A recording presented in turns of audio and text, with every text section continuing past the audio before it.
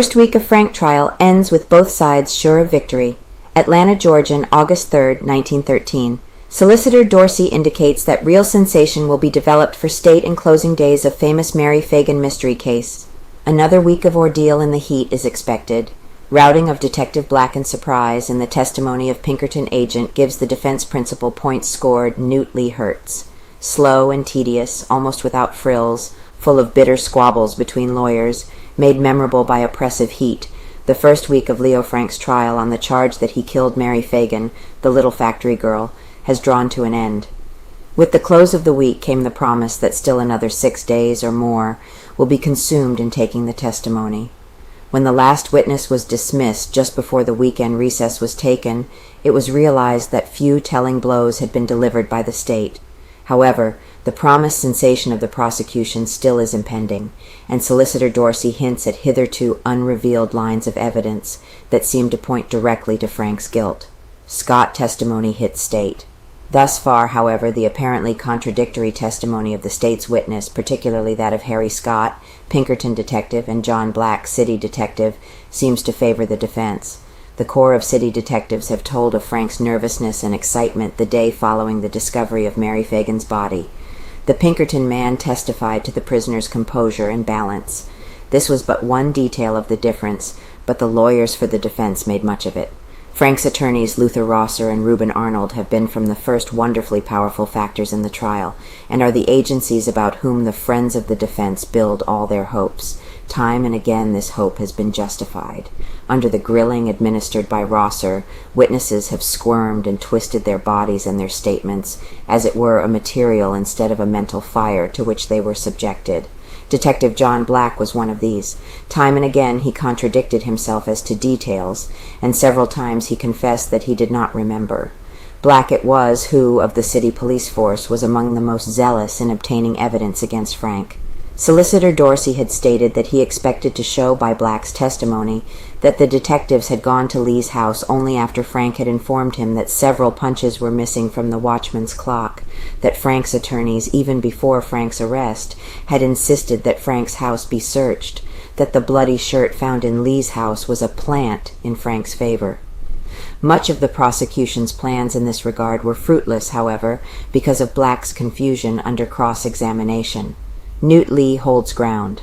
One witness, however, and a witness damaging to the defense, who was unperturbed by a pitiless cross-examination, was Newt Lee, the Negro night watchman of the National Pencil Factory. The Negro steadfastly maintained his original story that Frank was nervous the afternoon of Mary Phagan's disappearance, that he had made conflicting statements concerning the watchman's clock, and that he had seemed frightened when he found J.M. Gant in the factory the afternoon on which the little girl probably was slain. An evident attempt was made by the defense to place suspicion on Newt Lee. The manner in which lawyer Rosser questioned L.S. Dobbs, the police sergeant who found the body of the dead girl, seemed to imply that much of the Negro's behavior was suspicious. Dobbs declared that Lee had read the hardly legible notes that were found at the side of the dead girl, and had read them easily. This point the defense urged. Frank's lawyers also inferred that it was strange the Negro should identify the girl as being white in the dim-lighted gloom of the factory basement, and at a time when he confessedly was frightened out of his wits. The attempt of the defense to throw suspicion on Newt Lee, however, seemed to be of no avail. The steadiness and ingenuousness of the old Negro absolved him, in the minds of those who heard, of guilt in connection with the murder. Except for Lee, none of the witnesses of the week revealed anything of injury to the defense. Mrs. J.W. Coleman, Mary Phagan's mother, and George W. Epps, the newsboy friend of the little girl, were merely witnesses of incidental facts. Grace Hicks, a companion of Mary Phagan in the factory, called by the prosecution, gave evidence really favorable to the defense, telling that Frank seemed to have no acquaintance with the Fay Dorsey confident as first days of trial end Gan girl, and that he seldom talked with the factory girls when he visited the rooms in which they worked. The extent of testimony of Boots Rogers, former county policeman, and J.N. Starnes, city detective, besides outlining incidents about the discovery of the body and the examination of the factory building, was merely that Frank appeared nervous and excited when he was told of the discovery at the factory, and that his speech at various times during the Sunday following the discovery seemed to be suspicious. Solicitor Dorsey, maintaining from the first that the state has framed a conclusive case against Frank, is steadfast, here at the end of the week, in declaring that he is satisfied with the results and the progress made. The case which the state, from the evidence in its hand, has made against Frank seems to be as strong as before the trial, he said yesterday. The lawyers for the defense declined to make a statement at this juncture, declaring that any word from them during the prosecution's direct examination would appear indelicate. It is known, however, that they are confident of the strength of their defense and are highly pleased with results of the trial as far as it has gone. Girl aids the state. A valuable witness for the state was Montine Stover, a young girl who was a companion of Mary Phagan in the factory work. Miss Stover said Frank was not in his office about 12 o'clock, April 26th, although the prisoner had stated in the preliminary investigation that he was at his desk at that time. The girl testified she came to the office then for her pay.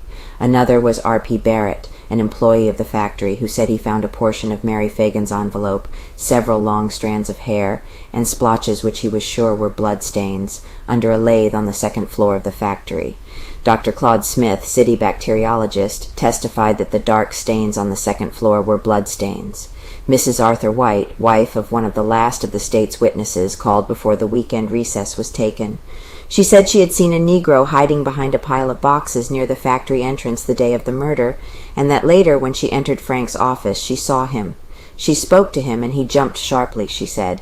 It is likely that the trial will continue far into this week, probably consuming all of it.